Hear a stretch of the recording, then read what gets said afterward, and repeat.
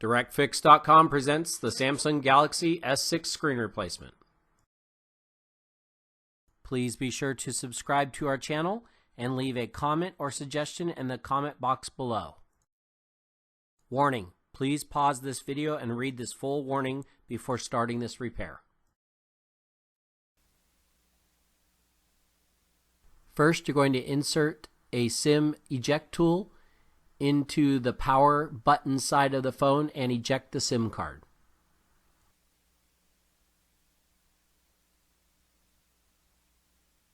Now, using a heat gun, you're going to heat the back glass of the Samsung Galaxy S6. If it is broken, you may want to use some tape to hold it together. Using a very strong suction cup tool like the ones provided at DirectFix.com, you're going to put the suction cup tool on it and start to press them together to pop up the back housing of the Samsung Galaxy. Also, using a guitar pick, you're going to want to loosen some of the glue around the edges before the final removal of it.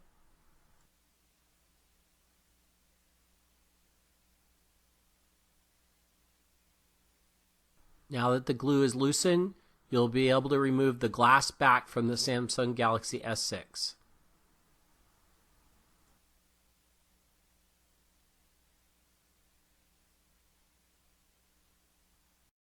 Using the guide, you're going to now remove the 13 Phillips screws.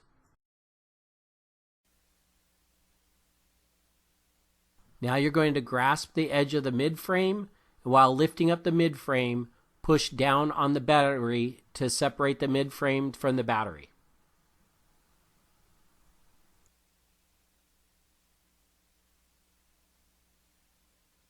Now you can lift the mid-frame up to separate it from the rest of the phone.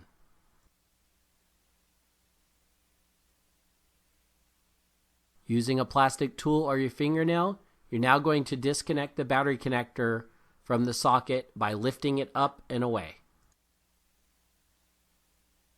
Inserting a plastic pick underneath the battery, you're going to start loosening the glue, which will allow for the battery to lift up. Run it back and forth a few times before lifting up. Using a tool or your fingernail, you're going to now disconnect the Bluetooth and Wi-Fi antenna. Depending on the version you have, you may only have one or both of these antennas.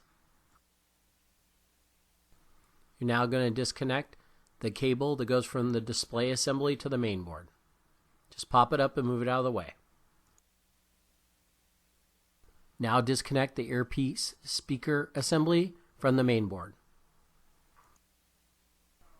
As you start to lift the mainboard, please be careful as there are still two connectors connected at the bottom. Do not lift it all the way out yet. We got to disconnect those two connectors. You're now going to remove the daughterboard ribbon cable from the underside of the mainboard. Back on the top of the mainboard, you're now going to disconnect the home button connector. That should now free the mainboard to come out. This will now allow the mainboard to come out from the assembly. Inserting a pick at a slight angle, make sure you insert it between the frame and the LCD assembly and start to separate the LCD screen assembly from the frame. Once all the glue and adhesive is separated, you'll now be able to remove the frame from the LCD touch panel assembly. You can now go about installing the new screen assembly and follow the directions in reverse for installation. Please be sure to subscribe to our channel, visit our webpage, and take a look at our other videos.